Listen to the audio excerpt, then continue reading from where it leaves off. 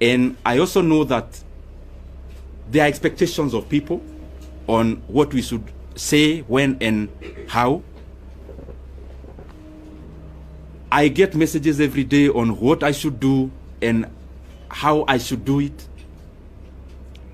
And it is not the appropriate time today. If there was a time for Ndindi Nyoro to show his political spine, it was now. Yet just as Kenyans brace for a fiery declaration from the Kiharu MP, what did they get? A political sermon and the reincarnation of Kofi Annan, the mediator. And I am saying it in good faith. I didn't come here to accuse anyone today, or I only came to set the record straight. In a country where politicians are either fully with the government or loudly against it, Nyoro seems to be moonwalking on a tightrope, refusing to declare allegiance to either side. His silence on Kenya's current political turmoil has left many scratching their heads. Is he fooling Kenyans, playing 4D chess, or simply too afraid to take a political stand? Ndindi, what was that? Ndindi is those guys that promise you good game as a girl, that they're gonna deliver. Wanakuchocha, wanakutengenezea nyumba, wanakupeka drink. Kifika wakati wa kuperform. What was that? Anticipation was sky high when Ndindi Nyoro announced a press conference. Kenyans were ready for a showdown, especially after he was unceremoniously booted as chairperson of the Budget Appropriation Committee and replaced by ODM's Samuel Atandi. Would he call out the shadowy figures behind his removal? Would he finally break ranks and declare war on the government? Would he at least drop a cryptic hint that he was no longer part of President Ruto's government? Instead, Kenyans turned in to watch a diplomatic Nyoro dodging political landmines with the agility of a seasoned statesman. And therefore, without wanting to be diplomatic, I also know that is what you came for, because you knew if it was about politics, I would have called you somewhere else. And therefore, I'll only talk about that matter. And I also know that there are expectations of people on what we should say, when and how. I get messages every day on what I should do and how I should do it. And it is not the appropriate time today for me to talk about those other things. And I am saying it in good faith because that is what we had planned to do. Rather than taking the fight to Atandi or his political enemies, he chose the Jesus route, praying for his replacement and preaching peace like a pastor at an altar call. And I am saying it in good faith. I didn't come here to accuse anyone today, or I only came to set the record straight. I would not want, and you permit me to do that, not to discuss any further about any leader, because as you're all aware, I stopped serving in my position. It's barely a week. I also need to understand many things before I talk.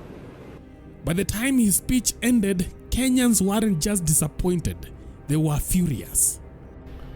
Ndindi Nyoro amemaliza ku address the nation, and I'm sorry to say this about Ndindi Nyoro. From my experience in leadership and the way I understand how leadership should be, especially or more so in politics, Ndindi Nyoro has missed so many points, and for sure he cannot be a good leader. A leader who cannot make a decision and decide what he wants cannot be a good leader. So Ndindi Nyoro saizi penye mefika, hata Mount Kenya hawezi mtegemea. Hakuna Wakenya wanaweza mtegemea. He might be a very good parliamentarian, anafanya kazi kwa Kiharu constituency, but when it comes to national decision, Ndindi Nyoro cannot make a good leader. Today's speech imekuwa baseless, hakuna kitu ya maana amesema. Imekuwa tu waste time ya Wakenya. Kwa sababu tulikuwa tuna expect atasema what he feels and where he wanted the country to be. As the former chairman of budget, tulikuwa tunaexpect atuambia what achievement he has done in the last 2 years in the budget committee. But it seems like he has done nothing. And that's why actually he had nothing to say today. Ndindi Nyoro is as useless politician just like Kibaki was. He is the kind of a guy who can watch the country burn and not say anything as long as he has security around his house, one Kenyan commented. Another added saying, Ndindi Nyoro's press wasn't what the media houses expected. The man could barely speak. So Ndindi has called a presser and the only thing he keeps repeating is that he is a Kenyan. What a waste of time. Honorable Ndindi Nyoro, politics is up and down. As a leader, you must also define yourself. Another Kenyan added. Just months ago, Ndindi Nyoro was hailed as a rising star of Kenyan politics, a fearless defender of the people and one of President Ruto's most trusted lieutenant. His influence soared when he championed the Finance Bill 2023-2024, standing firm even as Kenyans cried out against oppressive taxations. Thank you very much, Honorable Speaker. Honorable Speaker, as the rule provided in the PFM Act, Article 39A, that we have to balance our expenditure and our revenues. But then he went quiet. His silence as President Ruto came under public fire made many believe he had seen the light, that he finally understood how deeply the government was failing Kenyans. And when he was kicked out of the budget committee, the assumption was clear. Nyoro had fallen out with the president. Uhusiano wako na Rais William Ruto umekuwa vipi hivi karibuni na labda kabla ya kubanduliwa hamsini kwa rais?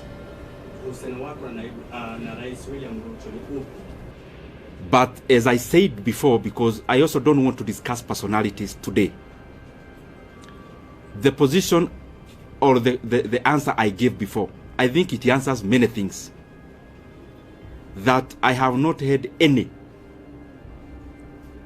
conversation directly or on phone with any leader of our coalition in regards to the position I used to hold. And I think if you look at it, it answers many things also, which I also don't want to go into. According to Kenyans, this was supposed to be his moment of reckoning. Instead, his press conference backfired spectacularly, turning him from a revolutionary leader into a political enigma no one can trust. So one thing I dislike about Ndindi Nyoro is that he is forever neutral in situations of injustice. He is forever neutral, and that means he is always on the side of the oppressors. Always neutral in situations of injustice. He is a great economist.